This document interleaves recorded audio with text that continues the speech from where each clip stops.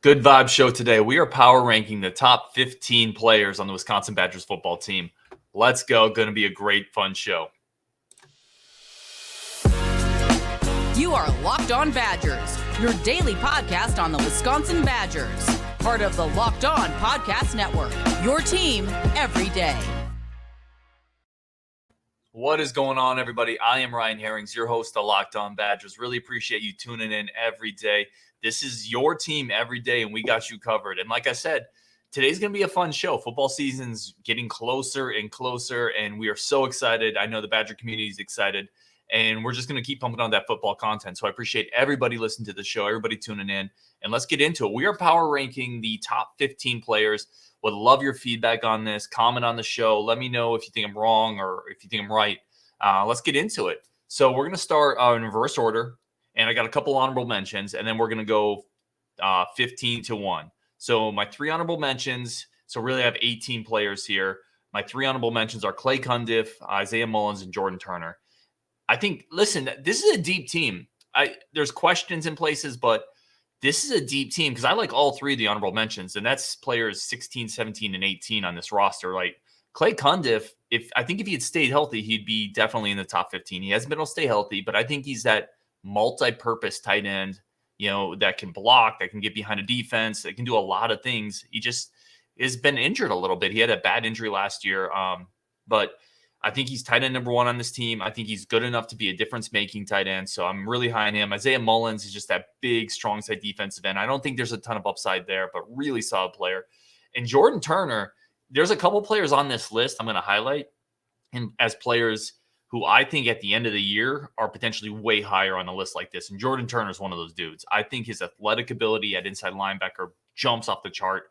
He's fast, athletic, but we don't even really know if he's going to start. I think he is. I would be very surprised if he didn't, but he needs to prove it a little bit.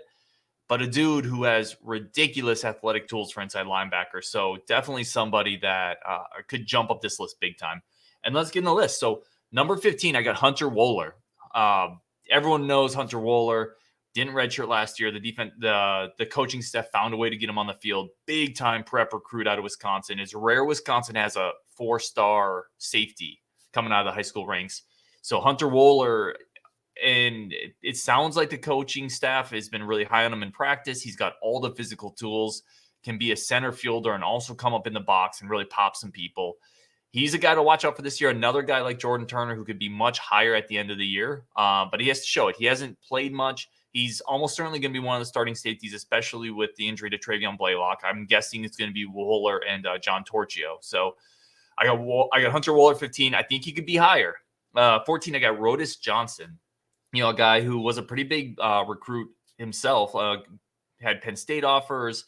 I think he had some SEC offers, so Wisconsin got him. He's a high 3-star guy, good size, good athleticism, and he's had some really good practices. The media has talked about him being explosive, getting past people, getting penetration, beating his one-on-ones, and that would all check, right? He's got the athletic ability, he's got the recruiting pedigree, and now we're starting to see the reports of him being really good.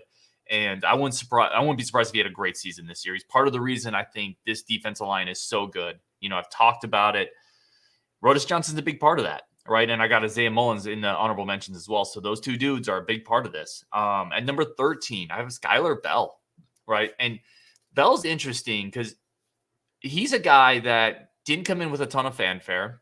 And if you ask most Badger fans coming into spring, coming into summer, even coming into fall, who they thought that number 2 receiver would be, a lot of people would have said Keontae Lewis. I mean, that's what I said.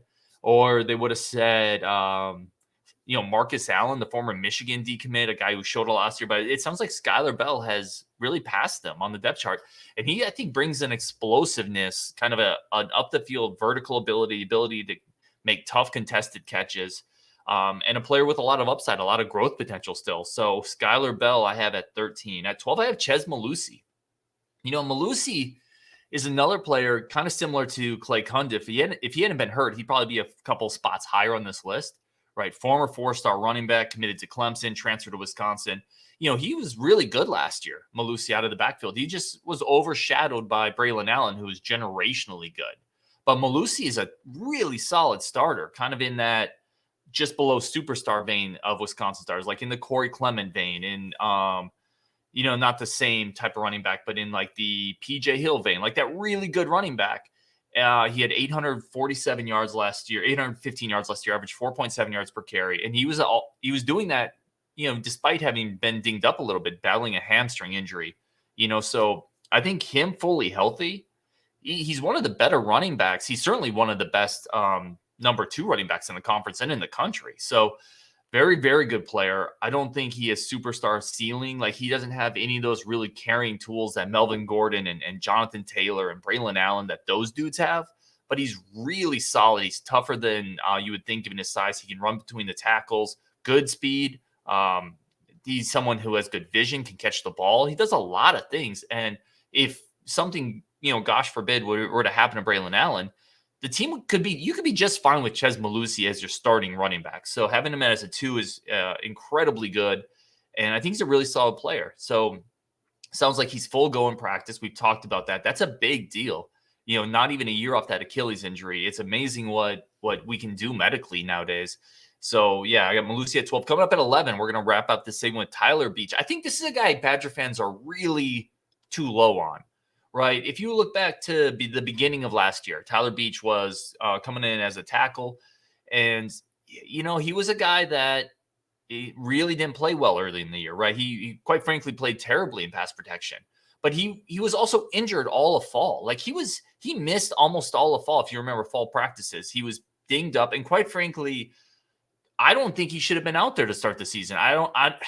Just watching him play, he wasn't ready. And I kind of put that on Joe Rudolph. I kind of put that on the coaching staff. I think they just said, this guy's a veteran and we're going to roll with him, but he wasn't ready. And because of that, Badger fans have they're remembering this Tyler Beach that was just whiffing right on the edge, couldn't block people, giving up tons of pressures, especially early in the season. He was just really, really bad. And that was a big part of our passing game struggles, is we couldn't protect Mertz. And a big part of that was Tyler Beach. However, you fast forward to this year, he's not a tackle anymore. Right? Tyler Beach is a guard.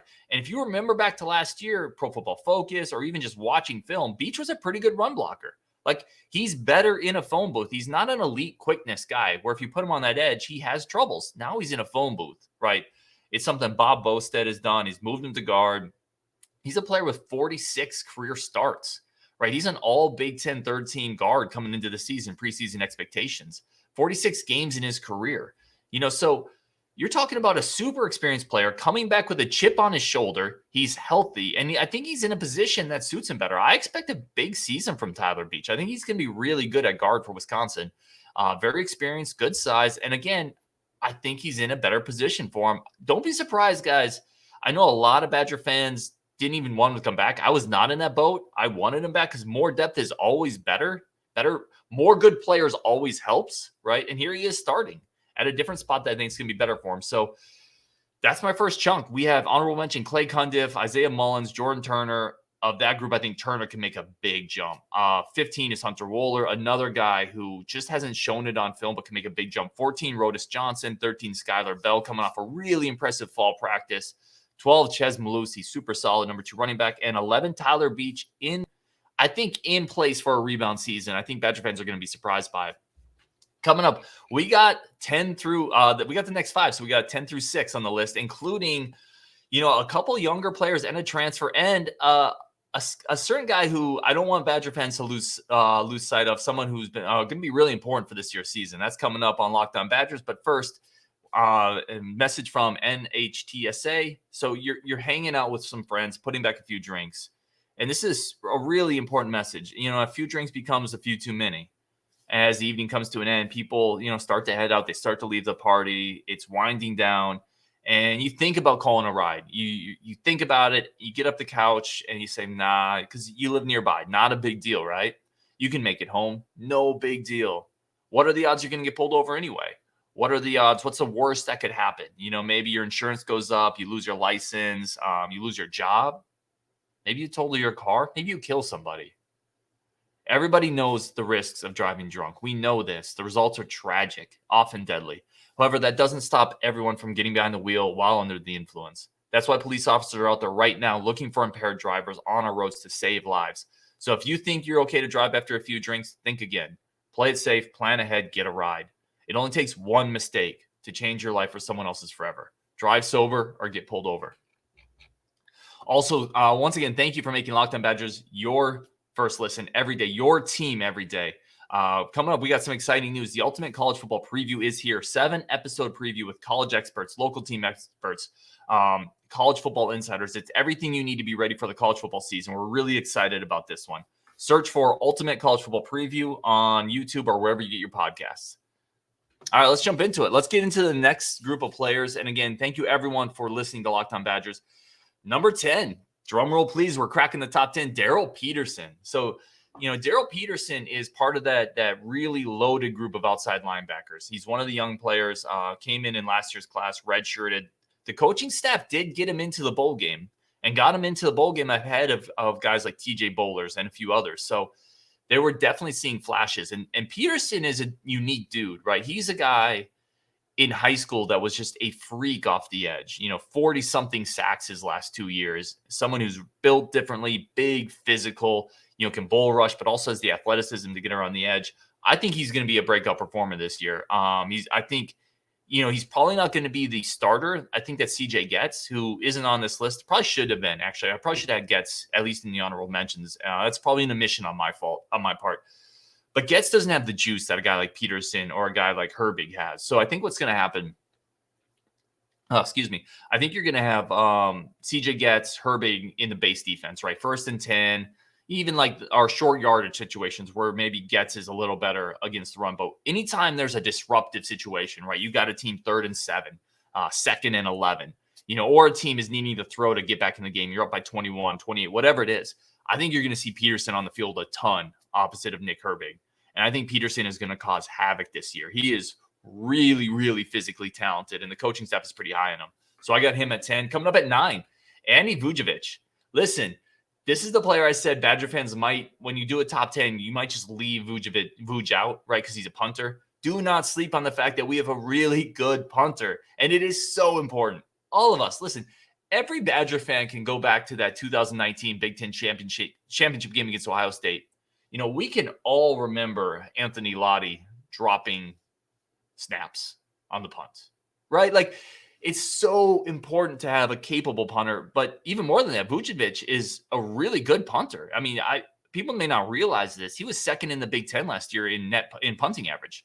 He was 11th in the country, 11th nationally. So he's a weapon, right? And he's also jacked. I mean, how many teams can say their punter can beat up opposing teams' linebackers? But he is really good and really the best player we have on special teams. That's a bit of a low bar for Wisconsin recently because we don't know what's happening with place kicking. We don't have a great feel on our return games, but we can definitively say in most games our punter can flip field position, and that's an incredibly valuable tool for a team with a great defense and hopefully a better offense. So I got Vuj at 9. I think it's incredibly deserving. He's really, really good. At 8, I got the transfer from UCLA, Jay Shaw.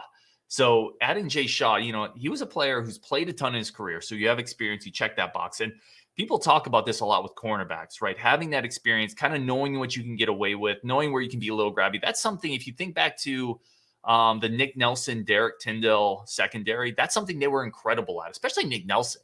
Nick Nelson knew all the veteran moves. He was always handsy, but never got, at least very rarely got flagged for it. And Jay Shaw brings some of that. He's also a player who came from a power conference. He played in the Pac-12 and was a second-team all Pac-12 performer, right? So you're adding an all-conference level talent with good size, 5'11", great experience. You're adding that into the secondary. I think that's just a home run addition. I mean, the best addition in the transfer portal that Wisconsin had. And he came in. The other reason he's a legit player is there's a lot of bodies in our secondary, a lot of cornerbacks. And I'm not saying a lot of experience, but Jay Shaw was instantly in that top 2. He came on campus and he was literally walked on campus and they handed him something that said, "You're one of our best 2 cornerbacks." So, yeah, I have him at 8. He's a guy who could even jump up a couple spots depending on how he plays, but really, really solid addition. I look forward to seeing him this year. At 7, we got Jack Nelson, the left tackle. So Nelson is interesting to me. I'm really excited to see how he does at left tackle. I was talking to a friend of the show, Justin Jolka, and Justin thinks this might, he didn't say this is his last year in Madison, but he said, listen, this could be Jack's last year in Madison. He's that good, right? Which means what I'm saying is, he could be playing himself into the NFL draft if he plays well enough this year, if he lives up to those physical tools. He's, former blue chip prospect, great size, I mean, the practice reports on his tenacity, his physicalness, his nastiness as an offensive lineman is just awesome. Getting in scuffles all the time, just really edgy. And you want that as an offensive lineman. You want a dude off the field who's a teddy bear, but on the field, you want a guy who, wants to rip your head off. And that's what Jack Nelson is. And he was so good, right? The coaching staff found a way to get him on the field last year at right guard. He started at right guard, but he's not a natural guard. He's a left tackle or a right tackle. And the fact that they just needed him on the field last year, that they put him in at guard, I think speaks to his ability level, his physicality. Now he's moving over to what I think is his best position, which is left tackle. And we've seen practice clips of him going up against Nick Herbig and even occasionally stoning him, So I'm very excited to see Jack Nelson. I think he is probably, all due respect to Tippman and Bordellini, Tyler Beach, I think Jack Nelson is probably the next high, NFL draft pick among Badger offensive linemen. I think he's got everything, right? He checks every box, in my opinion: physicality, size, nastiness. And I think the year of guard is going to do him well, transitioning to left tackle. Just some of that run blocking experience is going to do him really well too. So I've got Jack Nelson at 7. Wrapping up this segment, at 6, I got Chimere Dike. And Chimere is a guy who is really interesting to me because I don't think we really have a great feel of how good he is. We've seen flashes, right? But the passing game has been so bad. I think Chimere and, quite frankly, the receivers as a whole have been held back. And we're seeing it, quite frankly, to take a side note on that, we're seeing in NFL camps, Kendrick Pryor, Danny Davis looking really good. And these are players that really couldn't separate or break out at the college level, which I think really had more to do with scheme and the quarterback play. I think Chimere's a star. I think, as soon as he got onto campus, the coaches started, you can always hear the whispers, right? The freshmen who show up and the coaches are really high on him. The insiders hear that stuff. As soon as he got on campus, people have really raved about him. And, he's shown those bursts, that big play ability, really good hands, tough after the catch. I think this is a year where he breaks out. Like, he is the number one guy this year. Danny Davis is gone. Kendrick Pryor's gone. He's not splitting reps with any of those dudes. I think he's the number one target. This is a bit of a projection play. Like, at the end of the year, if he doesn't have a really good year, he's not going to be 6th on the list if I do this at the end of the year. But I think he's going to break out. I think he has the physical tools, and I think we've been hearing about it for a while, but we just haven't put the pieces around him to make it work. So I'm still not sure if we've done that, by the way, right? This is not going to be a Mertz show, I promise. We've talked about Mertz a ton, but we still don't know if Mertz is going to be the quarterback to help these receivers, get better. And not just him, but Mark Allen, Skyler Bell, Dean Ingram, etc. But I think we're in a better spot with the offensive line and Bobby Ingram. So I'm excited to see what Chimere does this year.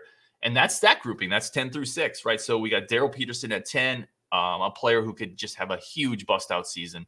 Andy Bujovich, punters are people too. Huge part of Wisconsin's attack this year. The best player on our special teams by far. Jay Shaw, the transfer in from UCLA, is at 8. Jack Nelson, future NFL player Jack Nelson, is at 7. And Chimere Dike, who's still a bit of a question mark, but I think has shown the flashes. We have him at 6. Coming up, we're going to do the top 5. Think you know my order? You probably don't. We're going to do the top 5 next on Locked On Badgers. But first, today's show is brought to you by BetOnline. BetOnline is the fastest and easiest way to check in on all of your betting needs. Find all of your favorite sports and events at the #1 online source for odds, lines, and games. Find reviews and news of every league: Major League Baseball, NFL, NBA, NHL, combat sports, esports, golf. It's all there at BetOnline. BetOnline continues to be the top online resource for all of your sports wagering information, live in-game betting, scores, podcasts. They have you covered. Also a great place for futures, right? We've talked about this a ton.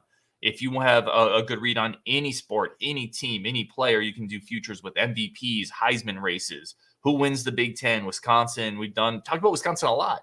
Their line is 8.5 over under, but also pennant races are heating up. If you think one of the pennant races is going to go a certain way, BetOnline is a great place to do that. Do it responsibly. Head to BetOnline today. Use your mobile device to learn more about the action happening today.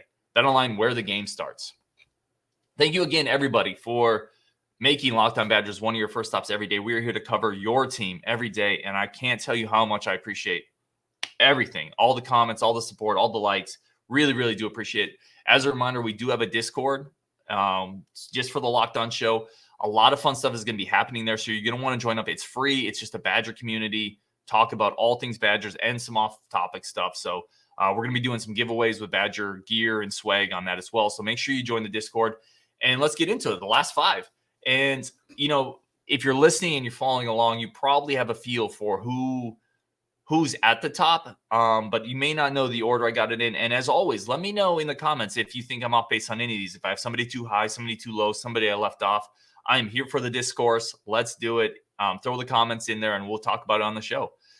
At 5, I've got Alexander Smith. So this is an interesting one to me because if I had done this list at the end of last year, Alexander Smith might not be on the list. I mean, he would probably be at the back end of it, but he would definitely not be in the top 5. He wouldn't have been in the top 10. And then he had, by all accounts, from everybody that covers the team, everybody that's seen practice, from the coaches talking about Jim Leonard and Hank Poteet, he had a great spring, a great summer, and solidified himself as the number 1 corner. As the number 1 corner, even with Jay Shaw coming in, right? Alexander Smith was the number 1 guy.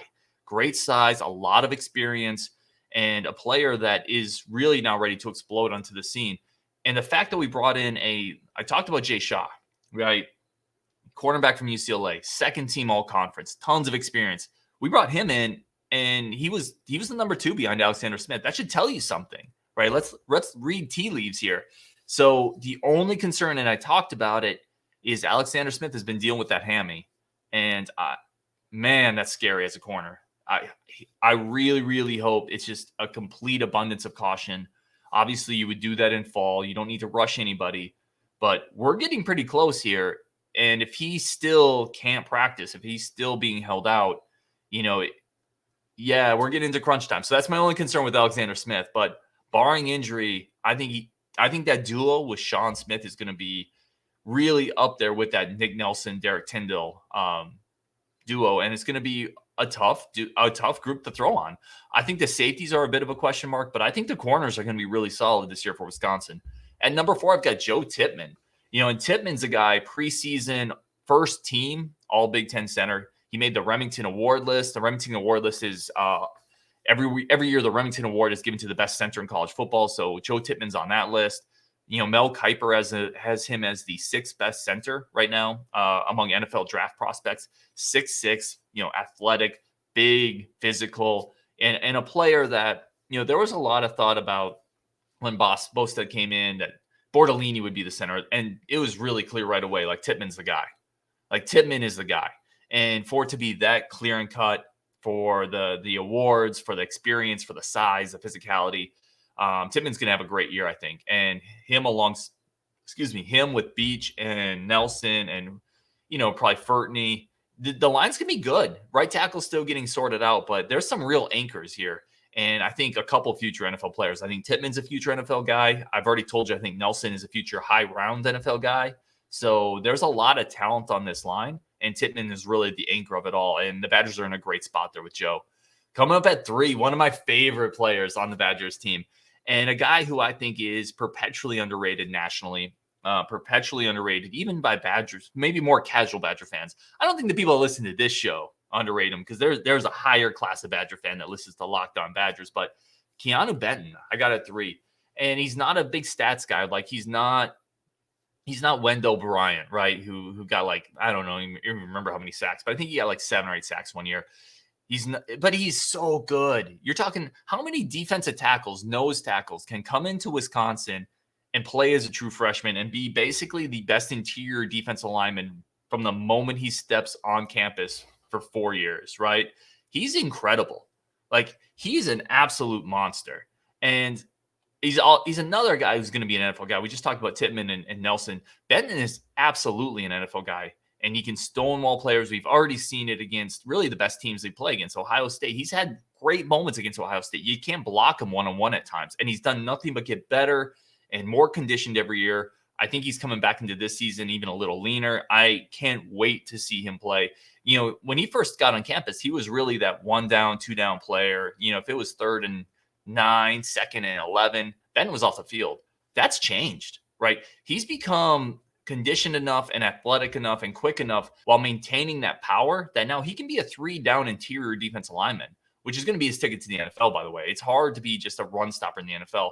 He's a guy that now can cause some havoc. And if you don't double team him, you're not even if you double team him, you're struggling to move him at the line of scrimmage. If you don't double team him, you're not moving him, right? And that just opens up everything for those linebackers, Turner, Nanjameta, Tatum Grass, Chaney, whoever is behind him.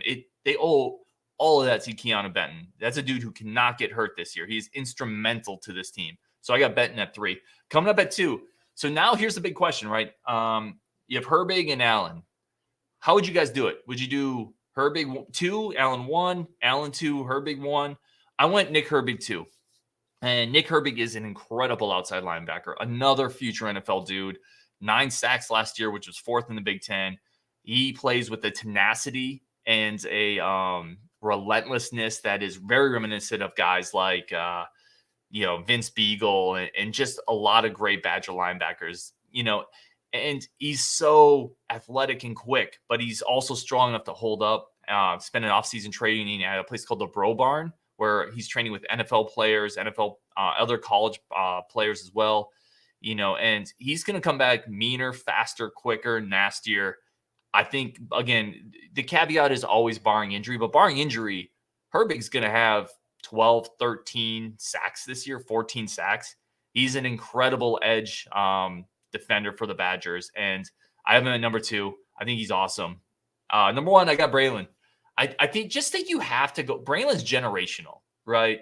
Herbig is too, Keanu Benton, but Braelon is generational. For him to come in at 17, and I don't mean to belabor this. I know it's been belabored, but he wasn't even a full running back in high school, right? They switched positions with him. He didn't get the benefit of his senior season of weightlifting in high school. He didn't get the benefit of a long career playing running back or the nuance that comes with that.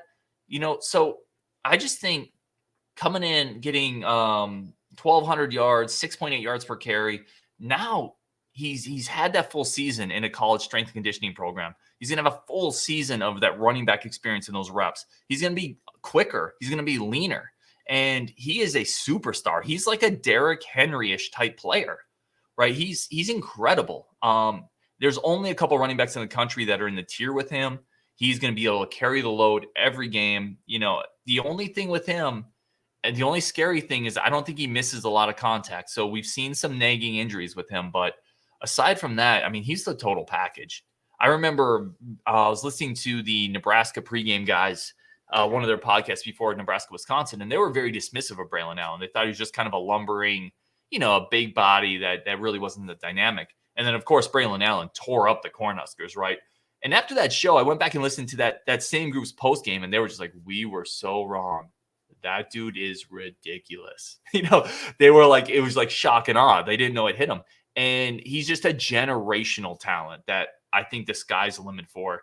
He's going to be quicker and leaner this year, a little faster, but still have that same level of power. He's got much better footwork than people realize. Like, he is not a lumbering 240-pound battering ram. I mean, he is a battering ram, but he's got good feet and enough speed as well. Total superstar. So I've got, rounding out my last 5, I've got Alexander Smith at 5, Tippman at 4, Benton at 3, Herbig at 2, and Braelon Allen at 1. These are all stars. I think it's a good roster. Let me know where you think I'm wrong. I'll post the list as well so you can see it in the tweet. But let me know where you think I'm wrong. Let me know where you think I'm right. Love the comments. Love the discourse. We'll get it. And when you're done here, go check out Locked On Big Ten. Nate Dickinson, local experts across the Locked On Network, take you across the Big Ten in 30 minutes. Make it your second listen. It's a great way to keep up with the Big Ten. After that, I just appreciate the listen, everybody. If you like the show, please subscribe on YouTube. It's the best way to support it.